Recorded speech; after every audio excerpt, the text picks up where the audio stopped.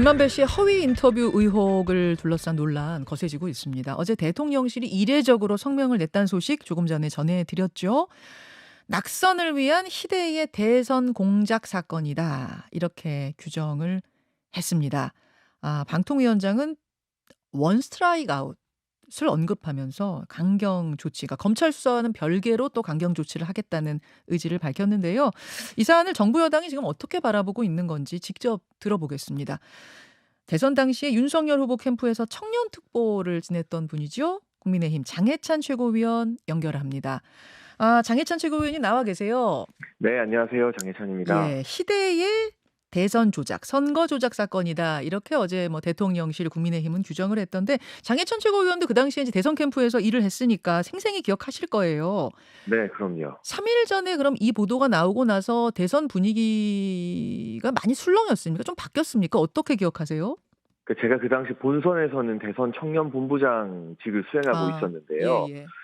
아시는 것처럼 대선 3일 전이면 여론조사 공표가 금지되는 기간입니다. 그래서 이 해당 김만배 씨의 허위 인터뷰가 어떤 영향을 끼쳤는지 직접 수치로 확인할 수는 없는 기간이었지만 음, 이게 그 당시 대장동 게이트로 코너에 몰리던 이재명 대표와 민주당 측에서 정말 마지막 어떤 발악을 하듯이 이 대장동의 책임이 윤석열 대통령에 있다고 그 사흘 동안 집중 포화를 퍼부었거든요. 음, 그러면 사실관계 파악이 잘 안 되는 현 그 시점의 단계에서는 예. 국민들이 동요할 수 있는 부분이고, 음. 이러한 가짜 뉴스나 허위 조작 인터뷰가 어떻게 보면 의회의 대선 결과, 접전 결과에 영향을 충분히 끼치지 않았나 하는 생각이 들고요. 그래서 이것이 단순히 가짜 뉴스 정도의 사건으로 치부할 일이 아니라 김대엽 게이트에 이은 대한민국 역사를 뒤흔들려고 했던 대선 조작 개입으로 보고 보다 엄중하게 대처해야 한다는 것이 국민의힘의 입장입니다.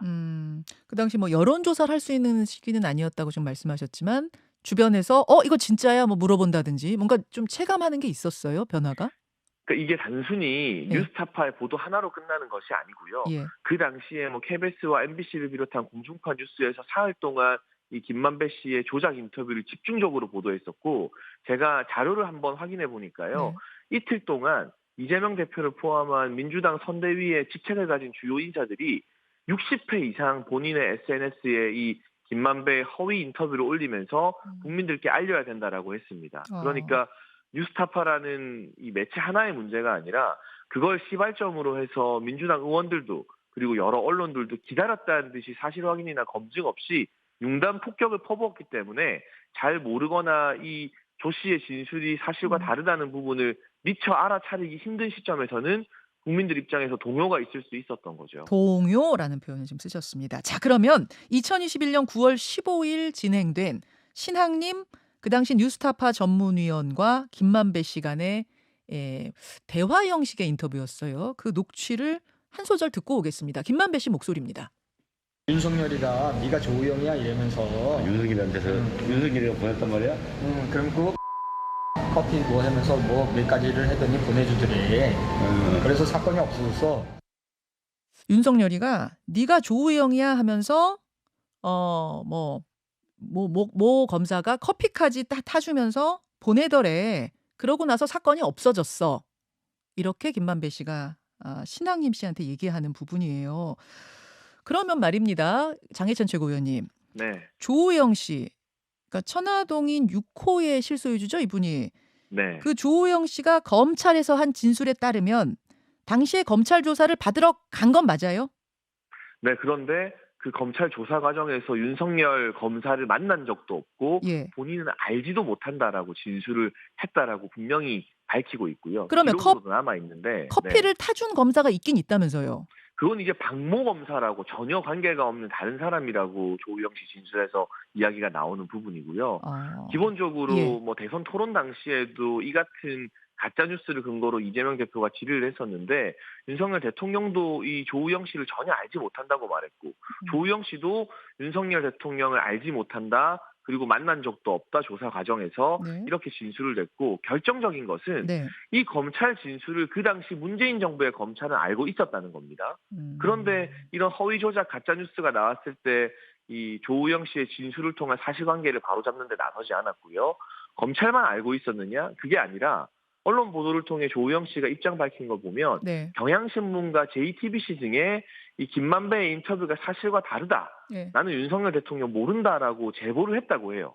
그런데 본인의 입장은 보도되지 않고 예. 김만배와 신앙님의 가짜뉴스 조작 인터뷰 위주로만 일방적인 보도가 일어나서 본인이 굉장히 괴로웠다라고 조우영 씨가 토로하고 있어요. 그러니까 이 사건은 단순히 김만배 혼자 일탈해서 뭔가 가짜뉴스 조작 뉴스를 만들어서 대선에 개입한 것이 아니라 예. 저희가 봤을 때는 김만배 뉴스타파는 어떤 약속 대련을 시작한 출발점에 있는 사람들이고 윤석열 대통령 당선을 막고 싶었던 진보 성향의 언론과 그리고 기다렸다는 듯이 이 김만배를 활용해서 60건 이상의 SNS를 쏟아낸 민주당이 하나의 대선 조작 카르텔, 가짜뉴스 카르텔이 되어서 짜고 치는 고스톱을 3일 동안 펼친 것이다라고 볼 수밖에 없는 거죠. 약속 대련이란 말씀을 지금 하셨어요. 약속 대련?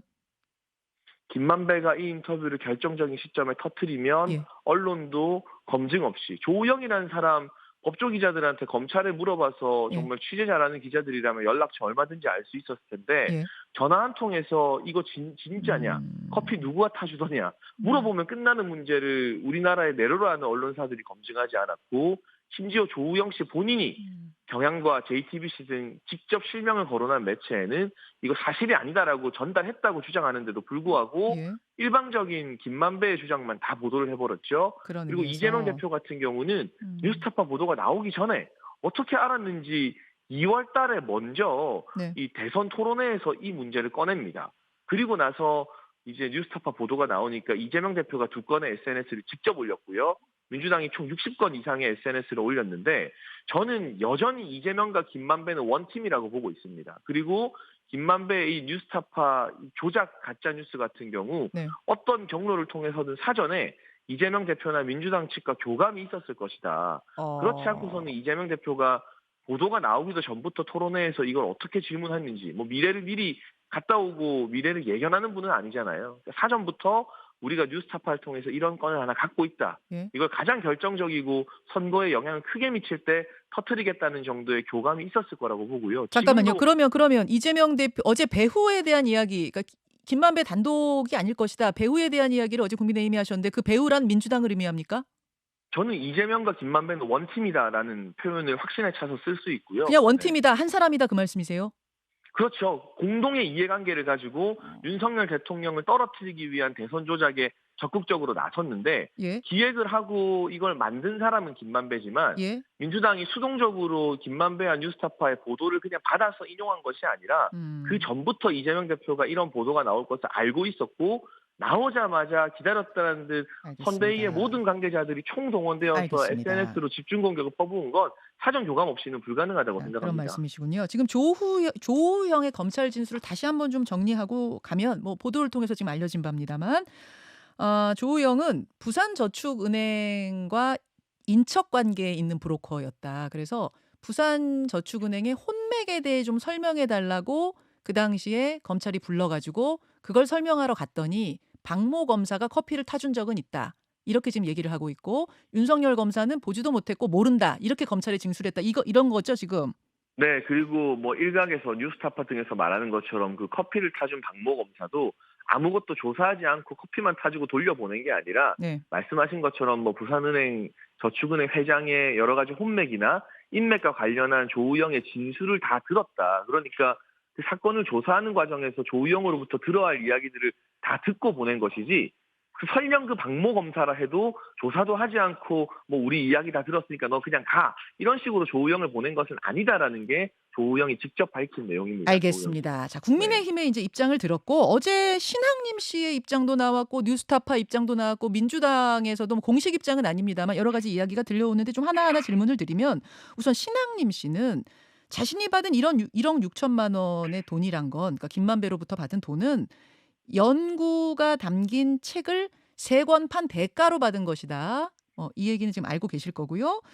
네, 네. 예, 그다음에 이제 뉴스타파 사과문이 어제 나왔는데 뉴스타파에서는 금전거래 경위는 법적 절차를 통해 밝혀질 일이고 저널리즘 윤리상 결코 용납할 수 없는 일이다. 진상조사위원회도 꾸릴 것이다. 이 부분에 대해서는 이제 사과하고 진상조사도 할 거라고 했습니다.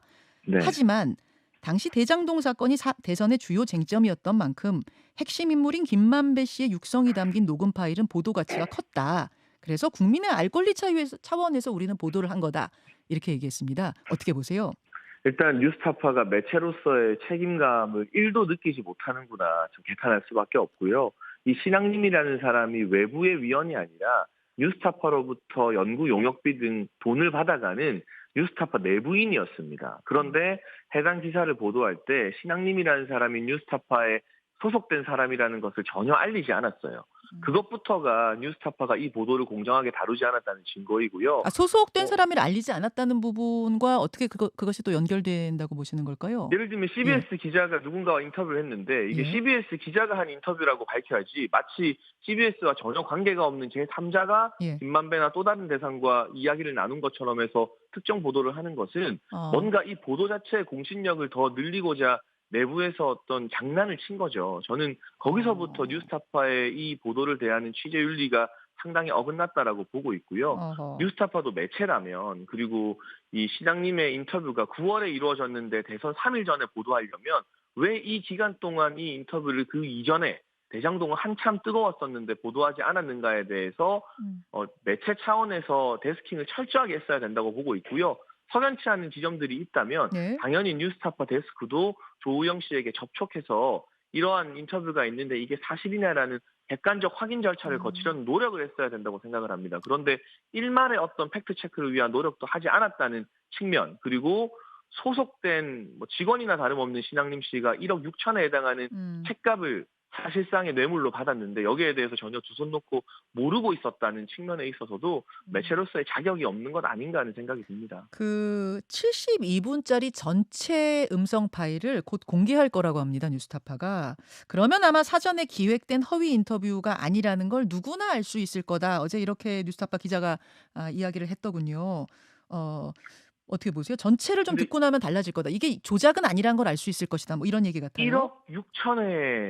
1억 6천이라는 커다란 돈이 고작 책 3권에 오갔고요. 언론 보도를 보면 신앙님 씨에게 100억 원 상당의 언론 관련된 재단을 만들어 주려고 했다는 시도도 있는데 그 과정에서 이게 뭐 70분이 되었든 700분이 되었든 김만배가 처음부터 조우영 씨나 남욱 씨에게 전화해서 나 지금부터 광야로 갈 거다. 내가 대장동을 엉뚱한 방향으로 틀 거다라는 분명한 목적성과 의도를 가지고 한 인터뷰 아니겠습니까? 그러면 나머지 그 70분의 녹취 내용도 무엇이 되었든 윤석열 대통령 당선을 막겠다는 확실한 의도 하에 짜고 치는 고스톱을 펼쳤던 것인데 그걸 지금 공개한다는 것 자체가 뉴스타파 면피를 위해서 또 다른 논란, 이슈로 이슈를 덮겠다는 아주 저열한 발상인 것 같아서요. 이런 매체를 대한민국에서 언론으로 불러야 하는지에 대한 회의감이 좀 많이 드는 심정입니다.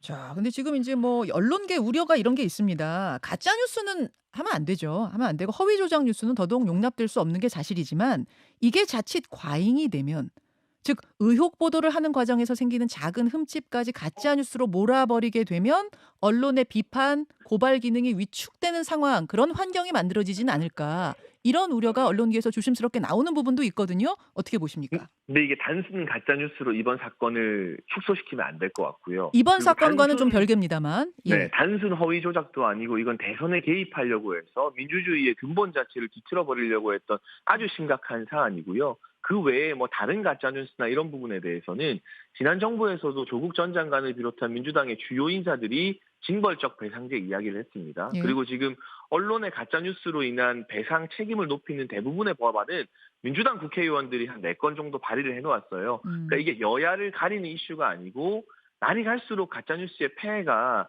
심각해지고 있기 때문에 제가 뭐 어느 정도 수위로 처벌을 해야 된다 이걸 직접 밝히기보다는 여야가 공감대를 가지고 가짜뉴스에 대한 징벌적 손해배상제나 배상 책임을 더 크게 부과하는 것 등에 대해서는 머리를 맞대고 논의할 시점이 이미 충분히 무르익었다고 보고 있습니다. 알겠습니다. 장해찬 최고위원 지금 만나고 있습니다. 시간이 뭐 별로 없긴 하지만 조금 짚어볼 거 몇 가지만 좀 질문 드릴게요. 어제 그 강서구청장 후보로 김태우 전 강서구청장이 공천될 수 있을 것이다. 뭐 이런 보도들도 좀 나오고 분위기가 바뀌었다. 이런 보도도 나왔어요.